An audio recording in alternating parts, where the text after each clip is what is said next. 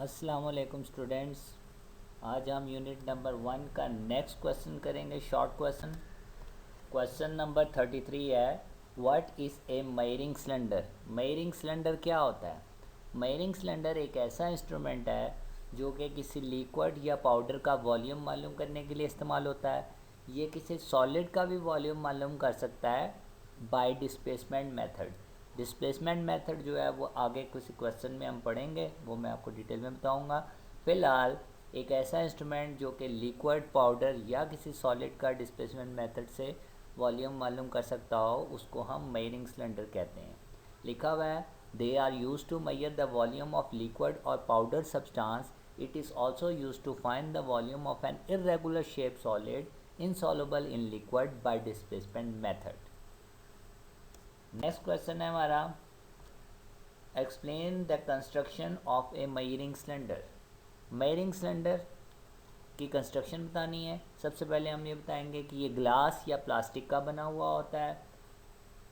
इसके लेंथ के अलॉन्ग एक स्केल बना होता है। ये स्केल मिलीलीटर्स में होता है एज शोन इन फिगर। नीचे डायग्राम बनी हुई है। एक सिलेंडर हमने ड्रॉ करना है और ये डिफरेंट कैपेसिटीज़ में मार्केट में अवेलेबल है। 100 ml से लेके 2500 ml तक मार्केट में अवेलेबल है।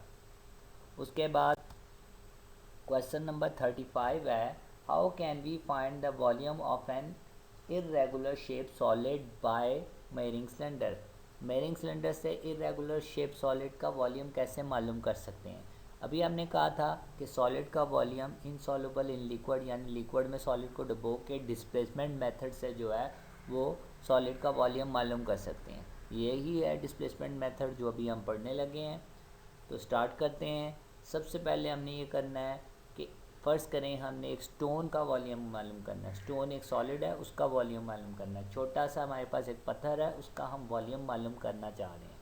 सबसे पहले मेयरिंग सिलेंडर लेना है, उसको टेबल पे रखना है। उसके अंदर जो है वो हमने लिक्विड भर देना है, पानी भर देना है। पानी भरने के बाद उसका वॉल्यूम नोट कर लेना है। उस वॉल्यूम का हमने नाम वी आई रखा। इनिशियल वॉल्यूम कह सकते हैं, बड़ा वी और छोटा सा आई उसके साथ लिखा।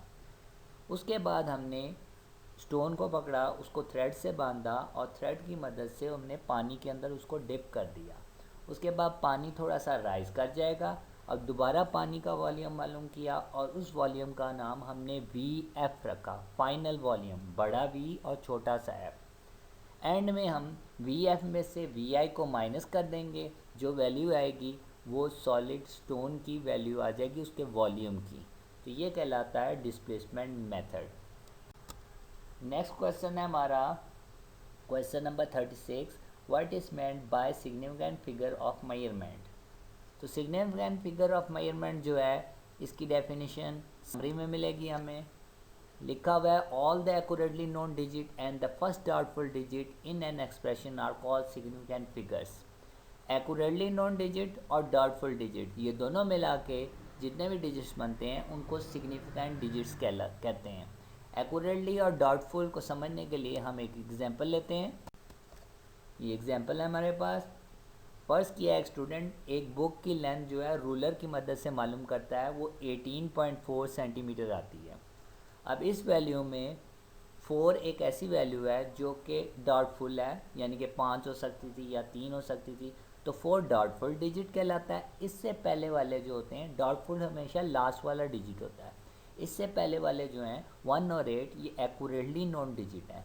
तो एक्यूरेटली नोन डिजिट 1 और 8 दो हो गए हमारे पास, और डाउटफुल डिजिट हमारे पास 4 1 हो गया। तो तीनों के तीनों जो हैं, यानी कि सिग्निफिकेंट फिगर ऑफ मेजरमेंट इसके अंदर 3 है हमारे पास। डाउटफुल डिजिट और एक्यूरेटली नोन डिजिट्स को मिला दें तो सिग्निफिकेंट फिगर्स हमारे पास 3 आ गई।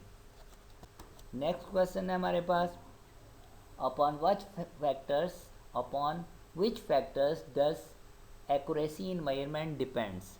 एक्यूरेसी इन मेजरमेंट किन चीज़ों पे डिपेंड करती है, यानी कि हमारा जवाब बेहतर से बेहतर आए तो ये किन चीज़ों पे डिपेंड करता है।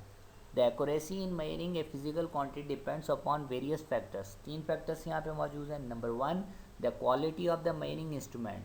जो इंस्ट्रूमेंट हम इस्तेमाल कर रहे हैं वो अच्छे से अच्छा होगा, लेटेस्ट होगा, तो हमारे पास वैल्यू जो है वो अच्छी से अच्छी आएगी, एक्यूरेसी हमारी बढ़ जाएगी। नंबर 2 है the skill of the observer, जो बंदा इंस्ट्रूमेंट से रीडिंग ले रहा है उसको रीडिंग लेनी आनी चाहिए, तजर्बाकार होना चाहिए, तो उससे रीडिंग बेहतर से बेहतर आएगी। Number 3 the number of observation made, यानी कि रीडिंग जो है जितनी ज़्यादा दफ़ा लेंगे उतनी ज़्यादा एक्यूरेसी इंक्रीज़ हो जाती है। उस इंस्ट्रूमेंट से एक दफ़ा रीडिंग ली, फिर दोबारा ली, एंड सो ऑन, जितनी दफ़ा ज़्यादा लेंगे और उसका एवरेज ले लेंगे तो उतनी ही हमारे पास रीडिंग अच्छी आती है, एक्यूरेसी इंक्रीज़ हो जाती है। Thank you students.